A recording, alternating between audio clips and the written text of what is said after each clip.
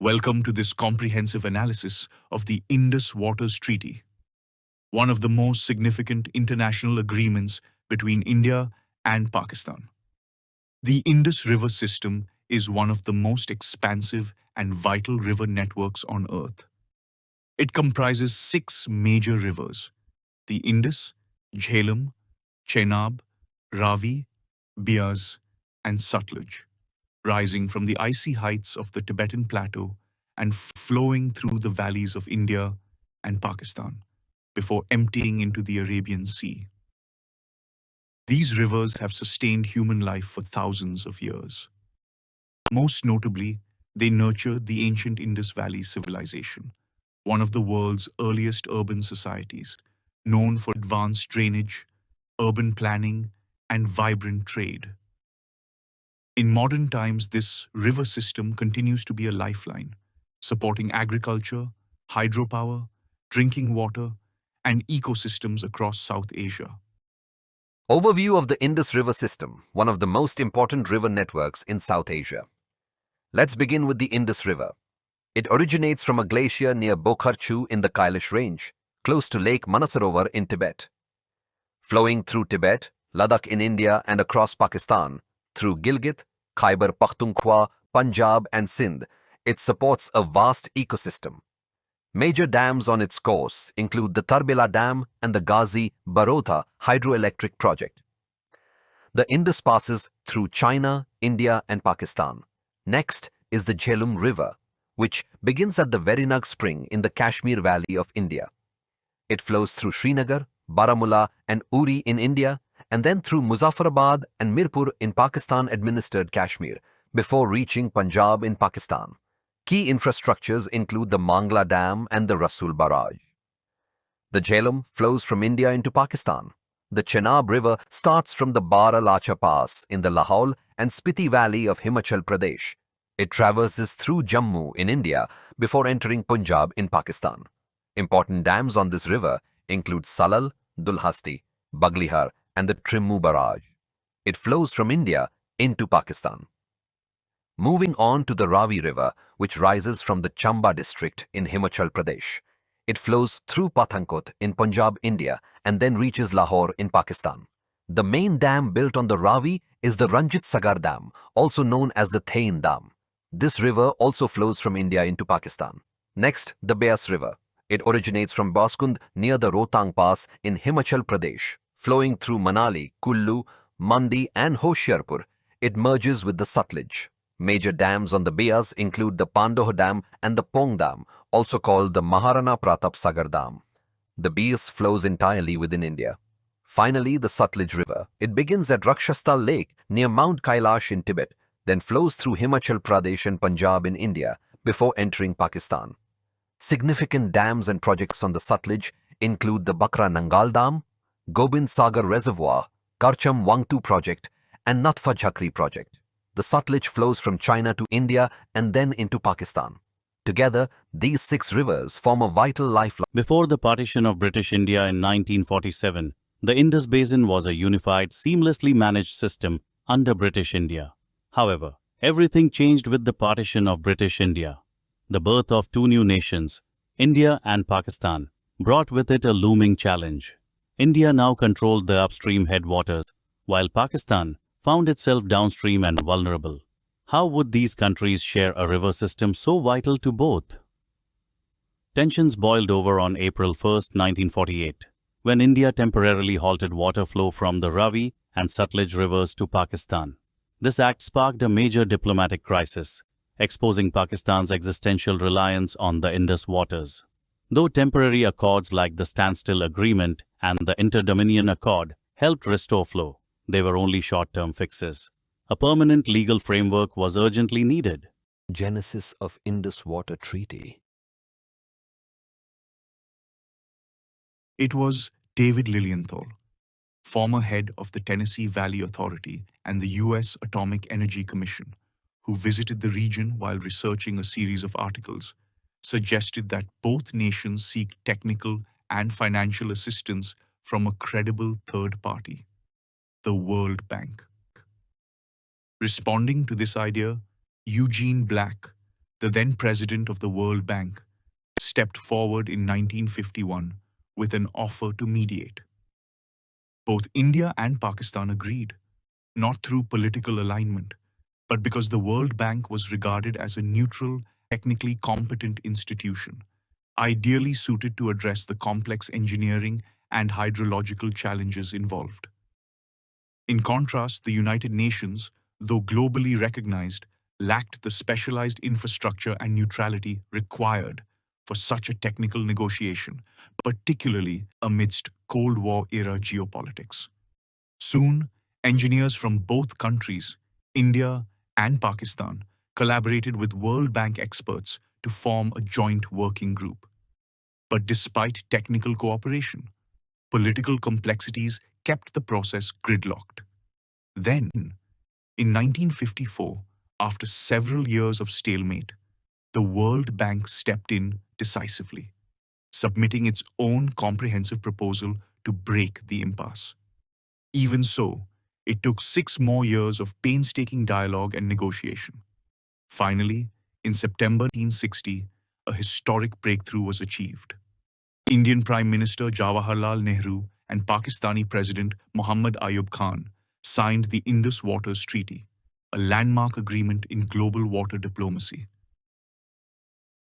The Indus Waters Treaty was signed on September 19, 1960, at Karachi by the Indian Prime Minister, Jawaharlal Nehru, and the Pakistani President, Muhammad Ayub Khan, in the presence of W.A.B. Iliffe, Vice President of World Bank, to promote cooperative water sharing post-partition.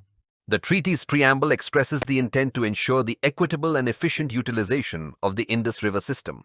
Article 1 of the treaty defines the key terms used in the agreement. Article 2 of the treaty grants India exclusive and unrestricted use of the eastern rivers, Ravi, Beas, and Sutlej. However, during a defined transition period, lasting until 1970 and possibly extended to 1973, Pakistan was permitted limited use of these rivers. Article 3 of the treaty secures for Pakistan unrestricted use of the western rivers, Indus, Jhelum, and Chenab. These waters form the backbone of Pakistan's agricultural and economic lifeline. At the same time, India is permitted limited use of these rivers for domestic needs, non-consumptive uses, agriculture, and hydroelectric projects. Article 4 outlines the shared principles for managing both the eastern and western rivers. It emphasizes cooperation on key issues like flood control, drainage, and pollution prevention. This article reinforces the spirit of collaboration at the heart of the treaty, ensuring that mutual interests are protected through responsible and coordinated river management. Article 5 of the treaty lays out the financial arrangements between the two countries. To support Pakistan in developing alternative infrastructure for water supply lost from the eastern rivers, India agreed to pay a total of 62.06 million over a 10-year period. Article 6 mandates the regular exchange of hydrological and usage data between India and Pakistan. By sharing critical information such as river flows, reservoir levels, and water usage patterns, both sides aim to build trust and prevent disputes. Article 7 envisaged a framework of future cooperation between the two countries. It called for collaboration in areas such as data sharing, the construction of drainage works, and the undertaking of mutually beneficial development projects. Article 8 establishes the Permanent Indus Commission, a bilateral body comprising one commissioner from each country. This commission is tasked with implementing the treaty, addressing any differences that may arise, and maintaining continuous channels of communication. Article 9 outlines a structured mechanism for resolving differences and disputes between the two countries. It begins with consultations through the Permanent Indus Commission, may escalate to the appointment of a neutral expert, and, if necessary, proceed to a court of arbitration. Article 10 provides an emergency provision for consultation between the two countries in the event that Pakistan faces large-scale hostilities which impact its ability to procure essential resources for water infrastructure. Article 11 clarifies that the treaty pertains solely to water rights and shall not be interpreted as affecting any existing territorial or legal claims between the two countries. Article 12 outlines the formal ratification process and provides for the treaty's potential modification. It also states that the treaty shall remain in force unless explicitly terminated or replaced by a mutually agreed upon new arrangement.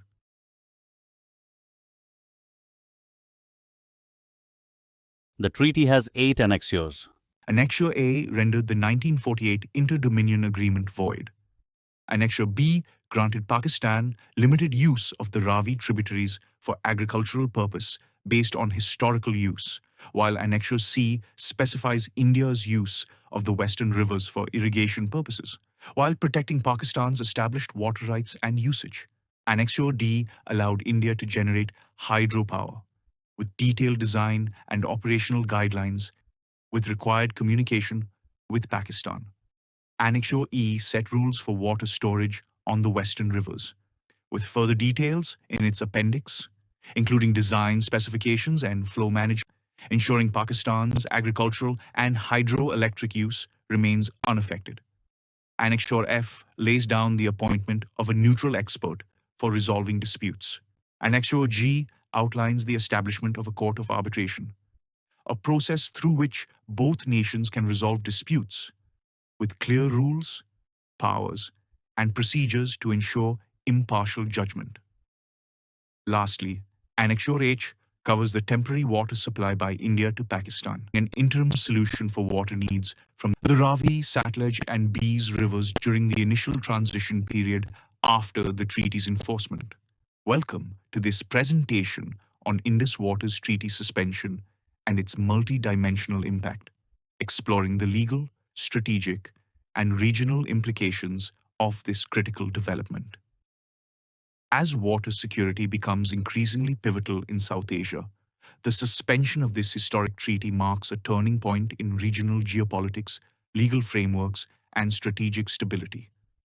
On the morning of April 22nd, 2025, tragedy struck the serene landscapes of Baisaran Valley near Pahalgam, Jammu and Kashmir. 5 heavily armed militants, identified as members of the Pakistan-based Lashkar-e-Taiba, launched a brutal and targeted attack on a group of tourists. The assailants opened fire indiscriminately, selecting victims based on their religion. 26 civilians lost their lives. 20 others were grievously injured. It was one of the deadliest attacks on Indian soil since the 2008 Mumbai carnage. In an unprecedented response, the government of India acted swiftly. On April 23rd, just a day after the attack, the Indian leadership announced immediate suspension of the Indus Waters Treaty, a cornerstone of South Asian diplomacy since 1960. Labeling the IWT suspension as an act of war, Pakistan responded with a formal declaration to move the dispute to the International Court of Justice. India defended its decision by invoking international legal principles, including clauses from the Vienna Convention on the Law of Treaties, asserting that state-sponsored terrorism constitutes a material breach of the treaty's spirit. And From 1947 to 2025, the Indus Waters Treaty stood as a rare example of cooperation between India and Pakistan, surviving wars in 1965, 1971, and 1999, terror attacks, and prolonged diplomatic hostility.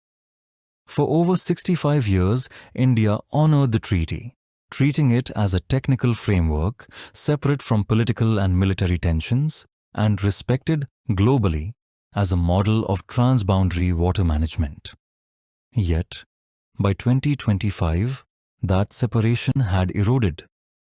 Pakistan's continued legal obstructions through international arbitration, repeated support for anti-India elements, and mounting water security concerns reached a breaking point.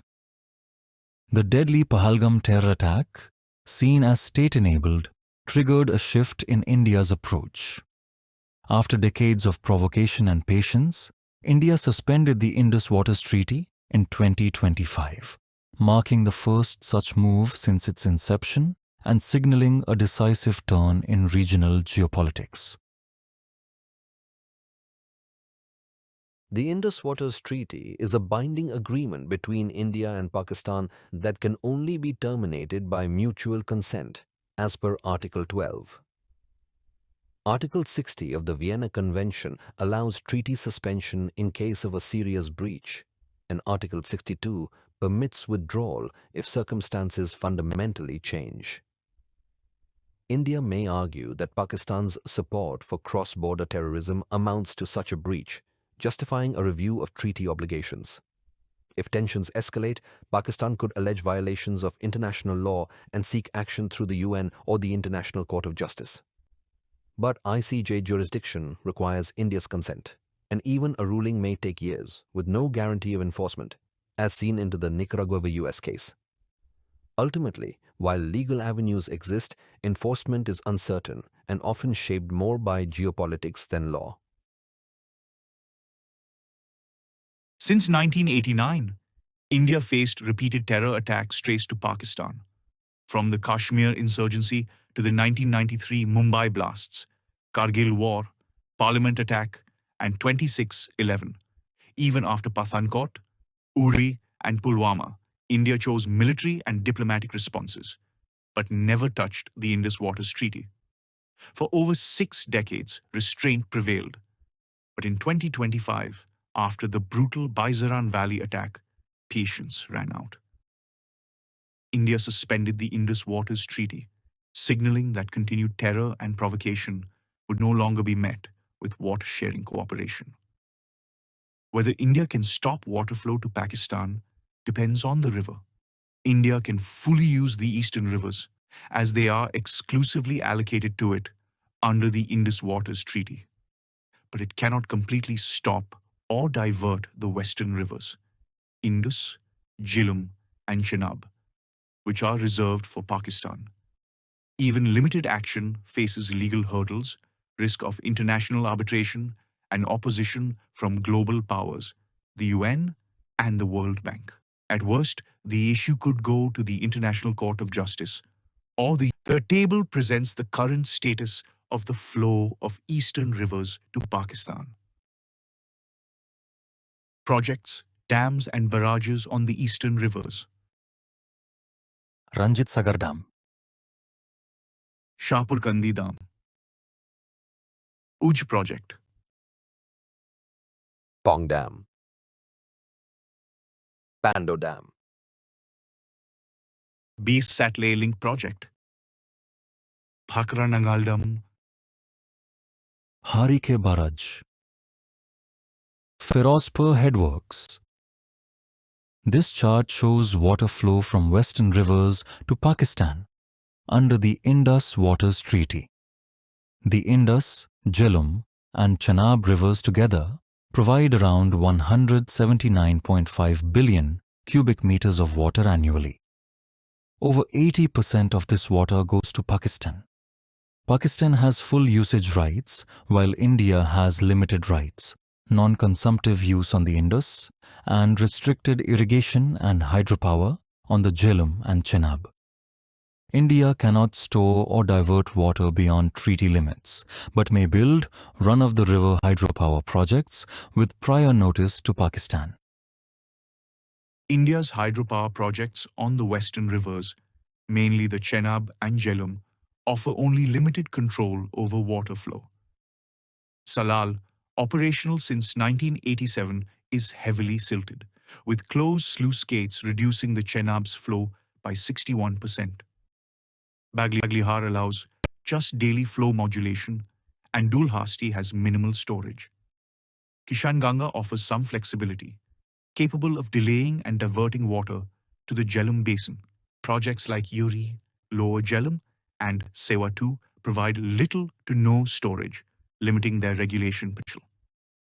Overall, India's capacity to store or divert significant volumes is minimal, and on the Indus River itself, India operates no major storage-based projects at present. India is building several hydropower projects on the Chenab River with modest live storage.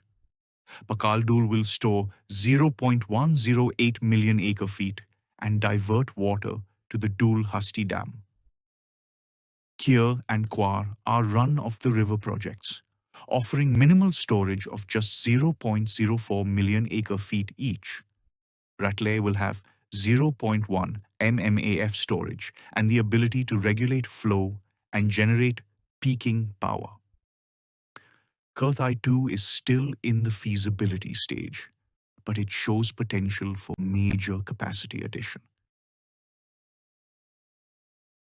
Sawalkot and Bursa HEPS on the Chenab aim to boost hydropower and storage, with Bursa expected by 2027.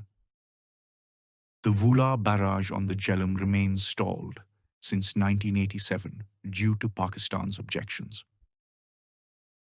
Under the treaty, India is allowed to store up to 3.6 million acre-feet on the western rivers, and the combined live storage capacity of all major projects remains well within this limit at approximately 1.93 million acre-feet. The chart shows water flow from barrages on western rivers. Here are the pictures of various dams and projects on the western rivers. In the high valleys, India is reshaping water into power. From flowing streams to rising infrastructure, a quiet transformation unfolds. Harnessing energy, securing rights, and powering the future.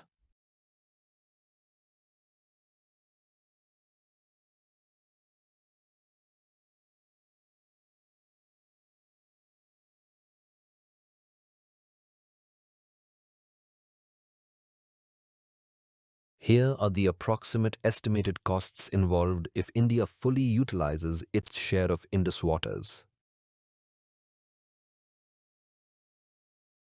In the short term, suspension of the Indus Waters Treaty brings limited immediate impact. Infrastructure gaps constrain flow control on western rivers, while India focuses on accelerating dam construction and improving domestic water use planning. From 2025 onward, India's phased actions to utilize its share of Indus waters may lead to progressive flow reductions to Pakistan, impacting irrigation, hydropower, and water availability year by year.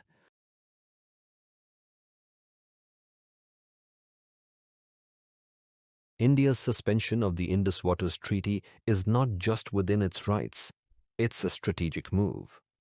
But consequences loom.